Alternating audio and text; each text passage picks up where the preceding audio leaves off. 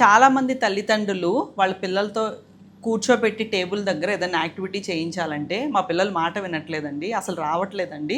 పిల్లల్ని అసలు ఎలా తీసుకురావాలి టేబుల్ వరకు, వాళ్ళని కూర్చోబెట్టి వాళ్ళ సిట్టింగ్ టాలరెన్స్ పెంచాలన్నా, లిజనింగ్ స్కిల్స్ పెంచాలన్నా, పేషెన్స్ పెంచాలన్నా, వాళ్ళని ఎలాగ అట్రాక్ట్ చేసుకోవాలి అని చెప్పేసి చాలామంది పేరెంట్స్ కన్సర్న్ ఉంటుందండి, ముఖ్యంగా స్పెషల్ కిడ్స్ వర్క్ చేస్తున్నప్పుడు.